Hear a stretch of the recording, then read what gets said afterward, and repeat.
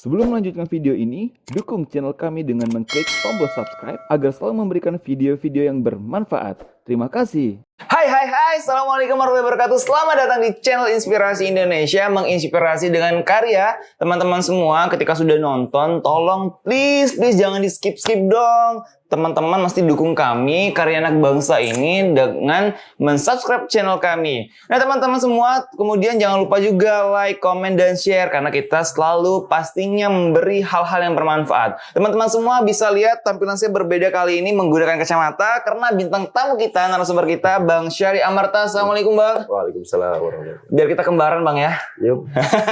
Jadi mesti pakai kacamata seperti itu. Bang Syahri Amarta adalah pengamat ekonomi dan politik juga Bang ya. Boleh. Nah ini luar biasa sekali teman-teman. Tapi sebelum itu kita tanya dulu, bagaimana kabar Bang Syahri? Alhamdulillah. Sehat Bang? Sehat, masih berpuasa. Masih. Di COVID-19 ini Bang?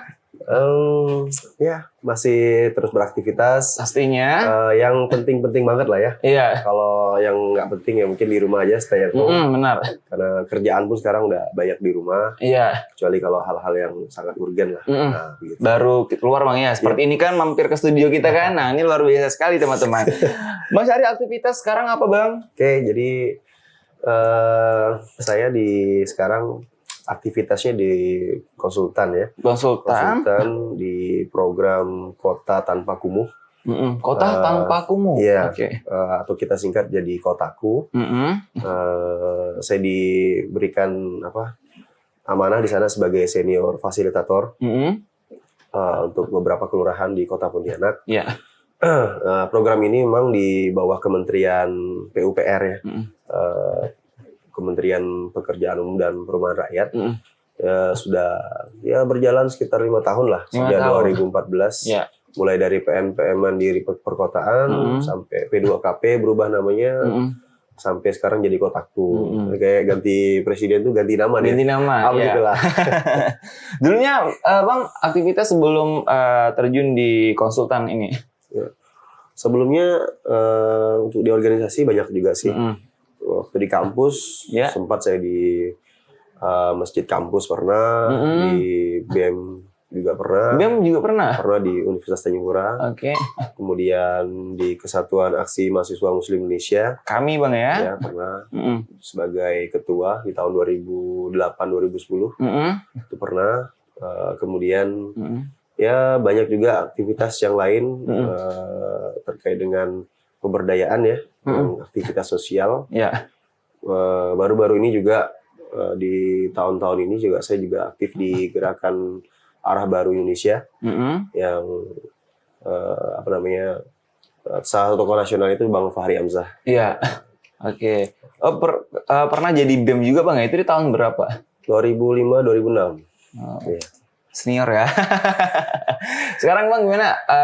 Anak sudah berapa? Oh iya, untuk keluarga, alhamdulillah saya sudah menikah ya. Sejak tahun 2011. Alhamdulillah sekarang anak sudah 4 ya. Masya Allah. Sudah 4, laki-laki semua. Siap-siap banyak melamar nih Bang. Yang paling besar umur berapa Bang? Sudah hampir 8 tahun ya. Oh, habis September nanti 8 tahun ya. Iya, oke. Kelas 2 SD.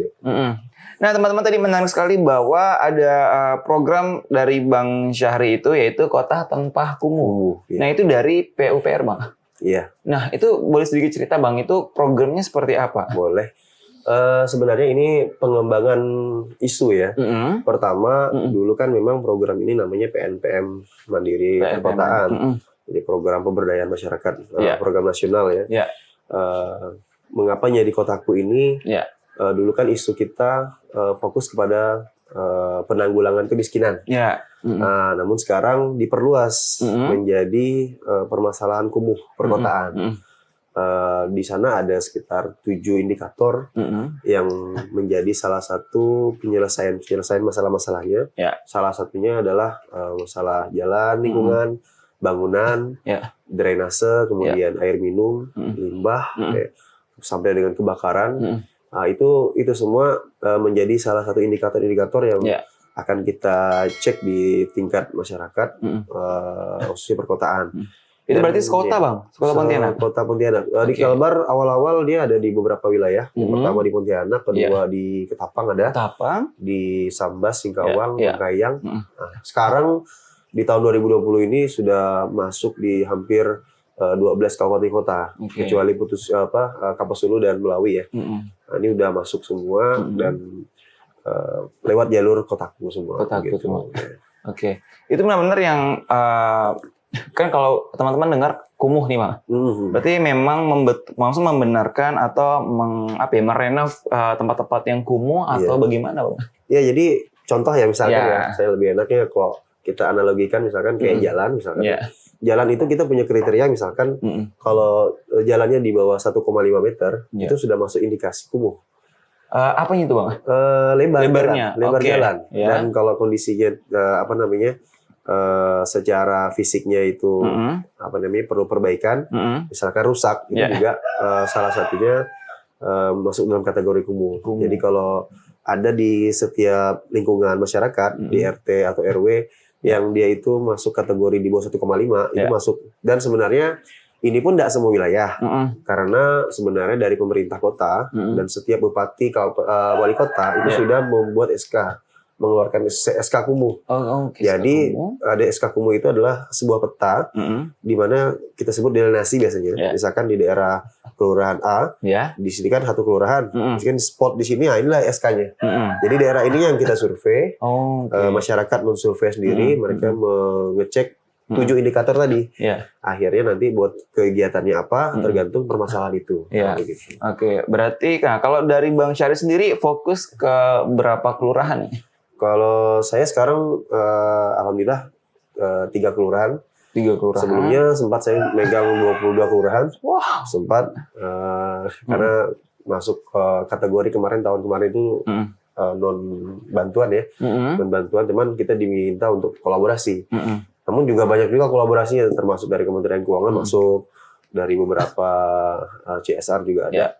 Jadi sekarang saya fokus di Kelurahan Dalam Bugis, Benua Melayu Laut, dan Sungai Jawi Luar. Sungai Jawi Luar. Nah, dan ketiga-ketiganya ini dapat program juga, 2 yang reguler, yang satunya kegiatan livelihood namanya, yaitu program peningkatan masyarakat berbasis komunitas, yang dia itu infrastruktur tapi mendukung kegiatan ekonomi masyarakat. Nah, itu bedanya apa Bang kalau reguler dengan? kalau reguler, ini kan kebetulan kalau reguler ini dia fokus ke fisik ya. Fisik. Kalau yang itu mendukung kegiatan ekonomi tapi fisik juga, tapi dia mendukung kegiatan ekonomi lokal. Jadi kita ada kajian bisnis plan-nya. Jadi kalau kelurahan ini nih sebenarnya potensi lokalnya apa? Nah itu sampai kita mengkaji bersama masyarakat. Ada FGD-nya, ada rembuk masyarakatnya gitu. Baru kita lihat kira-kira bantu untuk fisiknya apa yang cocok. Kalau dibutuh jalan pemasaran, akses pemasaran kita buatkan jalan. Kalau dibutuh pengolahan sampah, kita buatkan rumah kompos atau rumah apapun yang disediakan. Kemudian drainasenya atau seperti apa gitu. Kalau kebanyakan kelurahan nih Bang, biasanya tuh masalahnya tuh ada di mana Bang? Di jalan kah atau yang lebih banyak biasanya? Dia tergantung indikator kumuhnya ya. Karena kayak kita kan ada data baseline. Baseline data ini kita survei sudah lama ya dengan masyarakat. Dengan TIPP namanya, Tim Inti Partisipasi Perencanaan Partisipatif dari Masyarakat. Sejak 2015 kita sudah survei. Jadi kita juga nggak bisa mematok rata-rata ini seperti apa. Kadang-kadang ada juga yang masih permasalahan jalan ada juga. Tapi rata-rata kan kalau kita lihat peta drenase ini ada di kawasannya di tepian sungai. Rata-rata kan masyarakat tepian sungai itu bermasalah di sanitasi. Nah, rata-rata mereka nggak punya WC, dan kalau pun ada WC cemplung. Iya benar. Nah, jadi harus ada pengolah, harus pengolahnya gitu kan. Nah, apalagi sekarang SDGs lebih fokusnya kepada air minum sama sampah dan sanitasi. Nah, jadi arahnya ke sana. Namun masih ada juga beberapa kelurahan yang fokus ke jalan dan drainase juga ada. Kalau untuk bangunan itu paling kolaborasi. Seperti itu. Ini kalau masalah limbah ya Bang ya. Limbahnya. Nah kan kita tahu bahwa di kota kita juga ada beberapa pabrik yang menghasilkan limbah yang luar biasa. Ya kan. Nah itu bagaimana tanggapan Bang? Sebenarnya mereka membangun pabrik itu juga sebenarnya sudah punya perizinan ya. Namun kan dalam pelaksanaan kita juga nggak bisa, karena memang ada beberapa dampak lingkungan ya pasti bermasyarakat. Cemar itu ya air bisa jadi. Katakanlah misalnya pabrik tahu atau pabrik karet di Sentan gitu ya. Yang itu pasti secara bau, secara kualitas air, sungai itu juga mempengaruhi. Makanya memang dari sisi itu sebenarnya kami di program ini melembagakan masyarakat itu untuk menjadikan mereka ini untuk bergerak untuk mencegah itu sebenarnya. Jadi kan sebenarnya di program ini ada yang penanganan, ada yang pencegahan. Kalau pencegahan ini mereka bicaranya masalah terkait dengan sosialisasi dan terkait dengan pencegahan kumuhnya. Apalagi yang udah penanganan kan. Jadi mereka ini tidak hanya melaksanakan pembangunan, tapi mereka juga harus ada sosialisasi PHBS. Kemudian mereka juga harus berkomunikasi dengan pihak-pihak stakeholder. Tapi kalau sudah skupnya, skalanya kota, biasanya kita berkolaborasi dengan Pemkot untuk menyelesaikan itu. Ya tetap dampaknya cukup besar dan itulah memang program ini muncul untuk mengatasi 7 indikator tadi. Nah, seperti itu. Dan pernah kejadian Bang sempat seperti yang limbah perusahaan karet itu? Kalau kejadian sebenarnya itu kan sudah cukup lama ya. Namun karena kemarin lokasi denasinya itu nggak di situ ya. Jadi kita pun nggak fokus ke situnya. Namun memang kalau untuk antisipasi terkait dengan komunikasi itu memang biasanya itu tetap dibicarakan. Biasanya kalau di masyarakat kita ada namanya rembuk warga tahunan atau misalkan nanti ada FGD yang diadakan masyarakat. Mereka bisa mengundang pihak-pihak terkait. Kerjasama dengan lurah, dengan camat juga bisa gitu. Nah, itu terus kita lakukan sih. Namun karena banyaknya sekali program yang masuk kan, jadi masyarakat juga butuh space waktu untuk berbagi penyelesaian itu kan banyak sekali gitu. Nah, seperti itu. Iya, dan banyaknya juga ada beberapa perusahaan nih Bang ya, kalau nggak salah saya, memang seperti kayak perusahaan karet dan perusahaan yang memang mengeluarkan limbah yang sangat bisa mencemar lingkungan. Kalau nggak salah sih memang limbahnya itu bisa didaur ulang kembali sehingga menjadi air normal kembali biasanya. Oh iya. Iya Bang ya, seperti itu. Banyak teknologi sekarang banyak sih. Ya ada beberapa teknologi pengolah limbah itu banyak banget. Jadi tergantung tingkat kesulitannya ya daripada limbah tersebut ya. Berat, ringan atau sedang gitu kan. Jadi kan ada yang dia butuh space yang besar. Nah, itu teknologinya beda lagi. Tapi kalau misalkan contoh kayak di dalam Bugis ya, di daerah Beting misalkan. Coba Anda lihat di sana itu rumahnya begitu rapat kan. Rapat. Nah, itu gimana kita harus buat ngolahnya. Nah, itu kan nggak mungkin kita pakai teknologi yang butuh alat besar. Dia harus alat yang lebih kecil pengolahnya. Nah, itu kan saya bilang itu terkait dengan terkadang kondisinya. Maka saya bilang perlu survei, perlu melihat kondisi masyarakat, clear and clean lahan. Nah, itu selalu kita jadi SOP kita sebelum kita melakukan pelaksanaan itu, kita lihat ini kondisinya seperti apa sih, existing kan gitu kan. Nggak bisa tiba-tiba, oh ini pakai alat ini aja lah, nggak bisa. Pengadaan ini aja nggak bisa gitu. Oke. Bang, kalau masalah kebakaran nih, karena kita tahu Pontianak kan juga musiman ya. Musiman kalau udah musim-musim kemarau tuh sudah pasti kita dapat kabut asap yang luar biasa seperti itu. Kalau kebakaran, biasanya kami itu kan kalau fokus langsung kebakarannya, kita belum ada program khusus kebakaran. Namun di antara program fisik yang lain itu biasanya juga terkait dengan kebakaran. Contoh, misalkan ada gang yang sempit ya, jalan yang di bawah 1,5 misalkan ya. Itu kalau kita lebarkan, kita tingkatkan kualitasnya, itu kan akan membuka akses jalan. Nah, itu sebenarnya juga salah satu mendukung bagaimana pemadam kebakaran bisa masuk. Itu satu. Yang kedua, terkait dengan hidran. Nah, hidran itu juga sebenarnya bisa kolaborasi dengan beberapa CSR ataupun lain sebagainya. Bahkan tingkat kelurahan itu biasanya mereka ada pengadaan juga.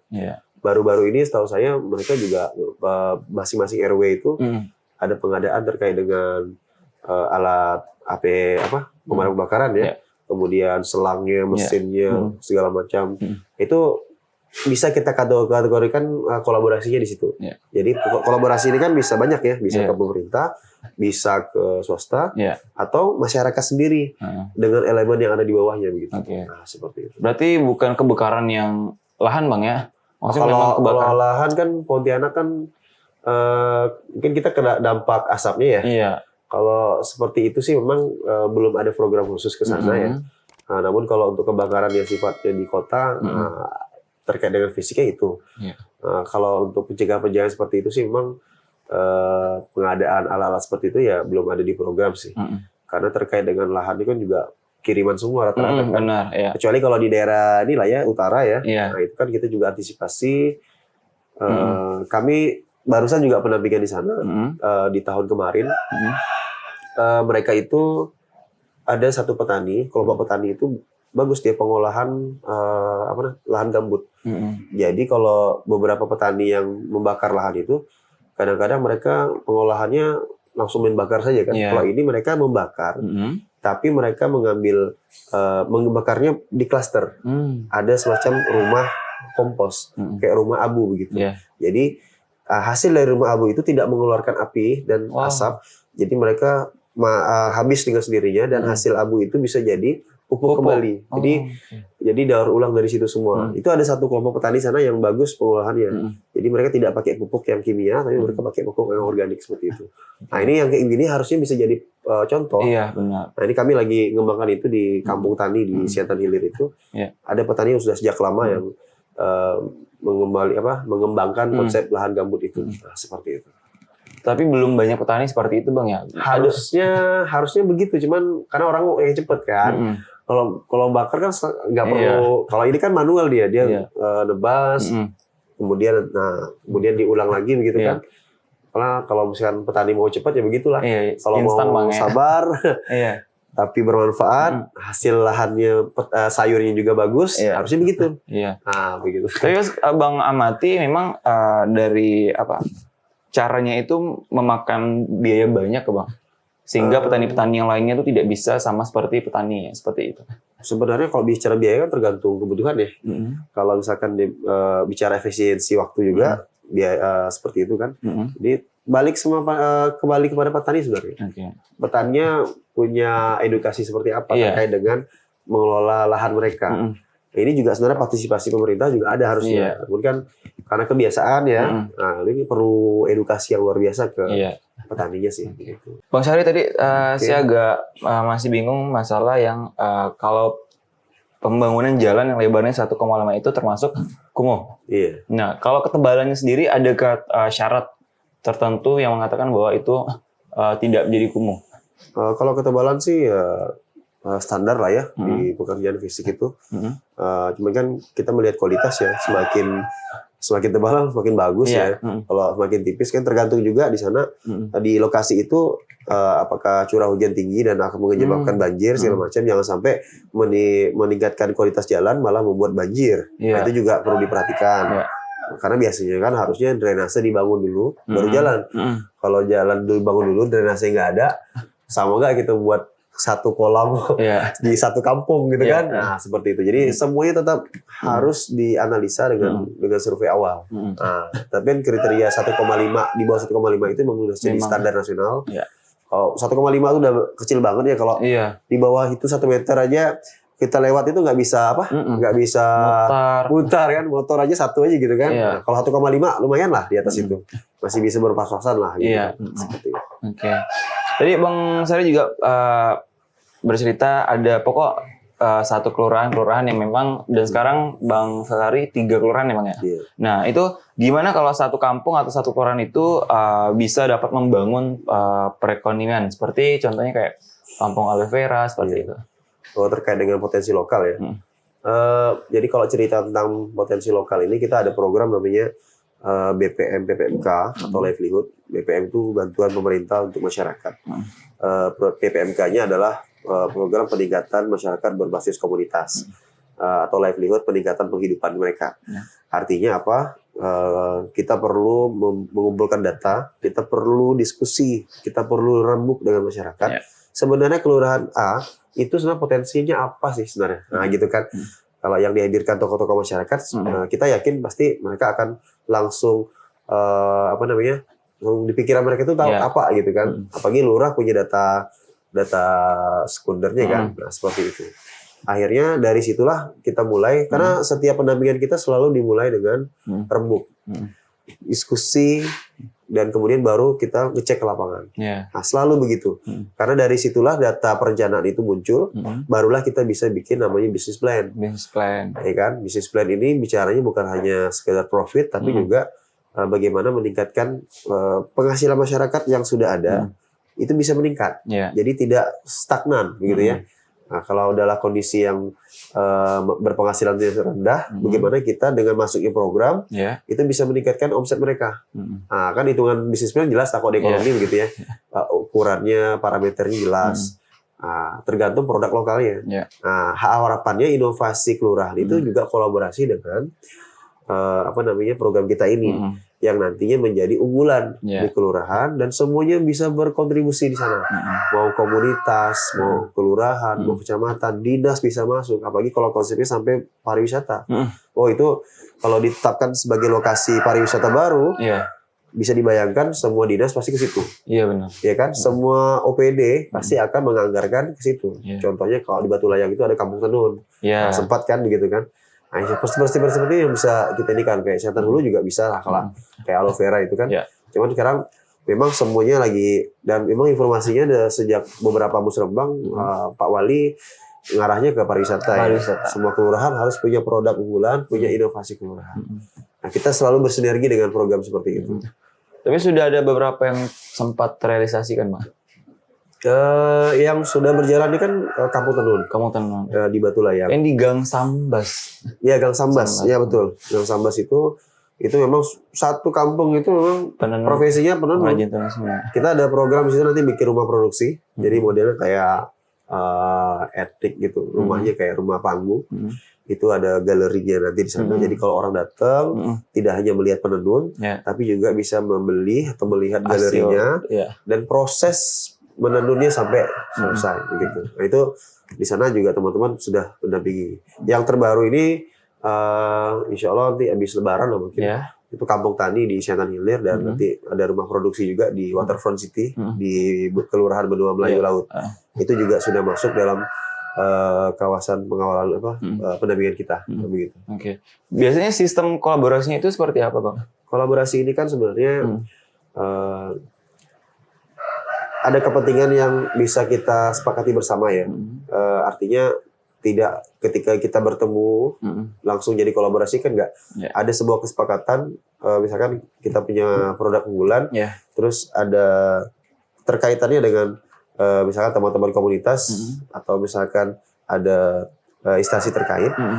Jika itu connect, itu saling membantu dia. Misalkan contoh di Kampung Tani, saya contohkan saja ya. Misalnya kami membangun akses di dalamnya, di akses pemasarannya. Nah, namun di jalan besarnya, jalannya masih rusak. Nah, itu urusan Pemkot. Dianggarkan nanti di tahun depan atau 2 tahun lagi misalkan. Nah, kami masuk di tahun ini seperti ini. Kami bangun rumah komposnya, kami bangun sumur-sumurnya yang permanen, kami bangun ke sarana-sarana untuk orang masuk ke situ. Ada gazebo-gazebonya misalkan untuk orang bisa berbelanja di situ langsung memetik sayurnya langsung, atau ada pusat permainannya. Jadi yang tidak bisa didanai oleh kami itu bisa didanai oleh pemerintah atau CSR ataupun komunitas lain yang mau bergabung di sana dan juga mengembangkan kampung tani itu. Nah, seperti itu. Berarti peran pemerintah itu sangat besar nanti ke depan karena mereka lihat master plan kita. Apa yang belum terrealisasi mereka akan masuk. Nah, begitu. Karena investasi kita kan lumayan. Misalkan satu kelurahan itu dapat 1 miliar misalkan. Loh kan masa Pemkot nggak bisa investasi sampai 100-200 juta begitu kan? Nah, sangat bagus kan jadinya. Dan ini menjadi salah satu prestasi pemerintah kota pastinya nanti. Begitu. Lumayan besar Bang ya, bahwa satu kelurahan 1 M semua 1 miliar. Dan itu benar-benar yang biasa kurang, ada yang kurang nggak Bang 1 M kalau buat merealisasikan di satu kelurahan itu? Maka kita lihat perencanaannya. Kan tergantung kebutuhan. Kita nggak bisa memaksakan, bahkan kadang-kadang 1 miliar itu nggak cukup biasanya. Kadang-kadang begitu kan, contoh tadi saya bilang, kita udah buatkan akses pemasaran, kita buatkan rumah kompos. Masih aja kan kurang misalkan kan, ternyata jalan utamanya masih rusak. Tapi itu kan jalan utamanya berat, misalkan di situ harus bikin turap, harus ada drainase, harus ada ini itu segala macam. Kayaknya ini harus tambahan dari APBD kota. Karena APBD provinsi atau APBD provinsi misalkan atau APBD pusat sudah APBN pusat sudah masuk kan begitu. Jadi itu saya bilang kolaborasi bisa seperti itu. Bahkan nanti kalau ada perusahaan-perusahaan di sekitar yang mereka melihat ada potensi juga lokal, mereka juga bisa bantu apa? Bisa banyak kayak di kampung Tandun juga kan banyak perusahaan yang masuk kan untuk ke sana. Iya, dari gerbangnya aja udah brand itu ya. Intinya kita mulai aja dulu, ada bentuknya, apa master plan-nya kita buat bersama masyarakat. Yang kurang-kurang kita buat cantik-cantik aja semua itu kan. Visinya jelas, pengembangan lokal. Insya Allah semua pihak akan masuk. Begitu. Nah, kalau dalam 1 tahun Bang, biasanya anggaran itu tuh untuk berapa kelurahan sih? Kita pun nggak bisa memastikan ya, karena semuanya kan tetap mengajukan nih. Kita merencanakan terus, kita ada dokumen namanya RPLP, rencana penataan lingkungan permukiman itu, dan kita lihat juga angka kumuhnya sudah 0 hektar atau belum, sudah berkurang atau tidak, itu juga jadi pertimbangan pusat. Ya kan, potensi-potensi lokal itu jadi pertimbangan pusat. Clear and clear lahan juga menjadi salah satu syarat. Karena kalau misalnya lahan bermasalah, misalkan orang yang nggak setuju dibangun, nggak bisa juga kan. Jadi itu juga jadi salah satu syarat untuk meyakinkan pusat. Nah, akhirnya diputuskan di sana dan balik lagi anggaran di pusat kan. Posnya ada nggak? Cukup nggak? Lagi zaman COVID sekarang kan. Kita pun lagi apa ya? Ya semoga aja lancar lah ya perencanaan kita. Namanya program ya. Nah, itu bisa fleksibel gitu.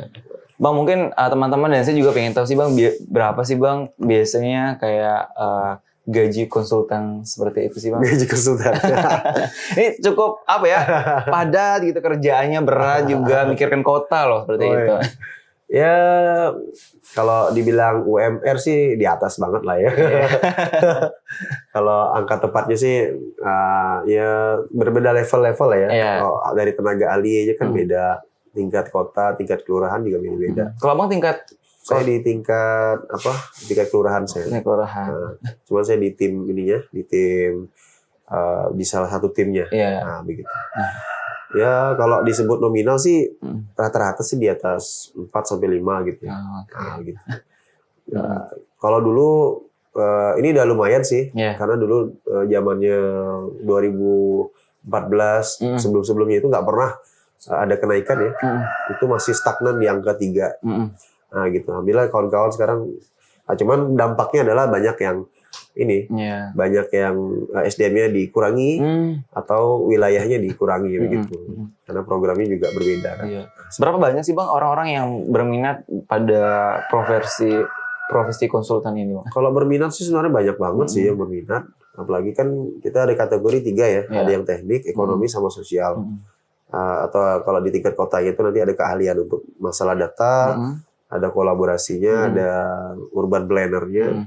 Jadi sebenarnya membuka peluang untuk semua jurusan bisa. Cuman yang menjadi kendala biasanya ketika kawan-kawan masuk itu pengalaman dia melatih masyarakat itu ada nggak? Menjadi pendamping minimal setahun, pendamping masyarakat, melatih masyarakat. Kemudian dia pernah terjun di masyarakat atau tidak. Kadang-kadang terkendala kan kita punya ijazah aja kan masuk. Tapi nggak punya pendampingan kan, nggak pernah melatih masyarakat, nggak bisa juga. Nah kadang-kadang begitu sih. Nah jadi emang ya dibilang mudah ya bisa mudah, kalau sulit ya tergantung pengalaman kita. Ya standar orang masuk kerja lah, nggak terlalu. Cuma bedanya emang kita nggak banyak di kantor. Lapangan Bang ya. Kalau ada jargon biasanya kalau pemberdayaan tanpa pemberkasan tuh maka tidak ada artinya gitu kan. Artinya apa? Kalau kawan-kawan lebih banyak ke masyarakat tapi juga tidak ada yang dihasilkan dalam pemberkasan, nah itu juga dianggap nol oleh program. Jadi kami ini kalau ke lokasi ya kan, oke masyarakat udah terbentuk, udah oke, udah siap, namun kita nggak progres, ya kan, data mereka nggak kita kirim, kita ada namanya SIM ya, sistem informasi manajemen itu, kita nggak kirim datanya, nggak dianggap jadi pendampingan, jadi percuma aja gitu. Nah itu di kami menjadi salah satu tiap bulannya, tiap pekannya selalu seperti itu gitu. Jadi senjata kita 2, laptop, sama HP. Itu harus ada, kalau enggak dimanapun kita harus moto, harus bikin progres, ya kan? Ya begitu. Nah Bang, nih mungkin teman-teman juga pengen tahu nih Bang, suka dukanya Bang selama berapa tahun tadi Bang? 5 waktu ya. Sinilah. Nah dalam profesi konsultan ini Bang. Kalau suka duka sih gimana ya? Kalau sukanya kita senang karena dekat masyarakat ya. Iya benar. Karena memang saya backgroundnya juga aktivis juga kan, jadi enjoy lah. Kalau nggak pernah organisasi itu kadang-kadang berat juga sebenarnya. Iya benar. Misalkan begini ya, orang jam kerja biasanya jam 8 pagi sampai jam 4 sore. Kalau kita kan menyesuaikan masyarakat. Kalau masyarakat bisa malam ya kita kerjanya malam dong. Fleksibel ya. Malam. Kalau dia sore kan. Kalau karena mereka kerja juga kalau pagi. Jadi paginya kita untuk strategikan yang lain, malamnya kita pendampingan. Progres seperti itu. Kalau duka-dukanya ya biasalah. Kadang-kadang salary-nya molor, biasa begitu. Kadang-kadang dirapel, biasa gitu ya. Pandai-pandai kita lah untuk bagaimana nyiasatinnya. Ya seperti itulah suka dukanya setiap tahun. Dan memang ini masih termasuk kategori kontrak ya, bukan PN ya. Jadi ada beberapa daerah tuh yang sudah bagus kolaborasinya. Jadi teman-teman konsultan itu kalau lagi masa-masa sulit biasanya itu Pemkapnya yang biasa backup biasanya. Ada juga yang seperti itu, tapi jarang. Nah, ini tergantung kedekatan kita, kolaborasi dengan pemerintah. Tapi Bang punya pengalaman nggak konflik mungkin dengan warga, masyarakat seperti itu? Ya, masalah konflik itu pasti ada. Tergantung kualitas pendampingan kita. Kalau kita jadi kalau saya itu boleh menyimpulkan sedikit lah ya. Kalau jadi konsultan itu atau fasilitator itu harus sabar. Karena kita ini berada di middle class. Jadi kita di antara masyarakat dan di antara pemerintah atau konsultan di atas kita. Jadi kalau dengan masyarakat ini kan nggak bisa kita samakan dengan kawan kerja kita. Iya benar. Pak, bisa nggak Pak datanya sekarang? Nggak bisa. Mereka, saya belum pulang kerja, saya masih nyangkul, saya belum masak nih, gitu kan? Nggak bisa. Akhirnya harus kita dampingi kan. Nah, kadang-kadang ada kawan-kawan yang nggak siap, yang terburu-buru, akhirnya fatal. Orang yang masyarakatnya nggak mau didampingin, akhirnya pendampingannya terhenti. Itu fatal banget. Dan itu akan menjadi merusak progres bahkan sampai ke kinerja kita. Dan itu mempengaruhi pendampingan ke depannya. Dan itu gitu. Pernah terjadi, Bang? Ya, pernah terjadi, namun ya tetap kita usahakan untuk karena kita pakai tim kan. Jadi kalau kawan ini nggak bisa, yang lainnya bisa support, nah gitu aja sih. Ini Bang, sebelum kita mengakhiri perbincangan kita, Bang, harapan ke depan Abang nih untuk masalah pembangunan di Kota Pontianak. Seperti itu. Kalau kami sih, kalau saya pribadi ya memang proses yang terjadi sekarang ini kami masih merasakan sangat penting sebenarnya ketika masyarakat itu tetap membangun. Kalau beda ya kalau masyarakat yang membangun dengan kontraktor. Kalau masyarakat membangun daerah mereka merasa memilikinya sangat tinggi. Jadi kalau mereka bangun sendiri nih pemberdayaan mereka akan menjaga betul kualitasnya. Tapi kalau orang luar yang bangun kan biasanya ini kan bukan daerah saya kan begitu. Jadi kalau ke depannya memang pemberdayaan masyarakat itu harus tetap ada dan tetap program padat karya itu harus tetap dilaksanakan oleh pemerintah karena hampir semua kementerian kan ada pemberdayaan masyarakat. Kalau pemberdayaan ini sudah hilang, saya pikir kontribusi untuk menjaga pemeliharaan keberlanjutan itu akan bermasalah. Mungkin itu harapan kami. Dan mungkin kolaborasi tetap berjalan terus lah sampai sesuai dengan visi misi wali kota dan lain sebagainya. Kalau harapan Bang Sahri sendiri nih untuk ke depan pribadi, maksudnya tetap menjadi konsultan sampai ke depannya kah atau ada kerjaan lain mungkin ya? Ya sebenarnya gini ya, kalau di program ini kan kalau saya pribadi sih sebenarnya jenjang karir tetap ada ya, sampai ke tenaga ahli, sampai ke pusat juga ada. Ya, kami sih sebenarnya fleksibel aja sih, karena kan kita bicara program ini kan adalah membangun jaringan. Karena yang mahal dalam sebuah kehidupan itu adalah jaringan dan konektivitas. Jadi kami masih dibutuhkan atau enggak di program, kami sudah menyiapkan diri, begitu aja. Namun pengalaman jaringan itu yang nggak bisa dibayar dengan gaji kan begitu ya, sejak tahun berapa kita kenal masyarakat dan kita akan ketemu lagi di lain waktu dan dengan program yang lain dengan proyek yang berbeda, itu yang saya pikir sangat mahal harganya. Jadi saya di program atau enggak ya nggak masalah sebenarnya, tapi kalau program masih pakai kita ya lanjut. Luar biasa. Bang Syahri Amarta, terima kasih banyak sudah hadir di sini berbagi ilmu luar biasa. Semoga sehat terus Bang. Sip. Salam buat keluarga di rumah. Sama-sama. Insya Allah tetap karirnya makin bagus, makin lancar, rezeki juga ya Bang ya. Amin. Insya Allah, amin. Teman-teman semua terima kasih banyak sudah menonton channel kita dan jangan lupa nih kalau sudah subscribe tekan tombol loncengnya. Jadi kalau kita update teman-teman pasti bakal dapat notifikasi seperti pada edisi saat ini. Dan teman-teman semua jangan lupa terus dukung Karya Anak Bangsa karena kalau bukan kita siapa lagi? Kalau bukan sekarang kapan lagi? Sampai jumpa, saya Arun Maulana dan Bang Syahri Amarta. Sampai jumpa. Assalamualaikum warahmatullahi wabarakatuh. Udah. Oke, assalamualaikum warahmatullahi wabarakatuh. Nama saya Syahri Amarta. Jangan lupa untuk like, komen video dan subscribe di channel ini, di channel Inspirasi Indonesia, menginspirasi dengan karya. Terus semangat, sukses dan terus berlanjut dalam menggapai cita-cita di Inspirasi Indonesia. Terima kasih. Assalamualaikum warahmatullahi wabarakatuh.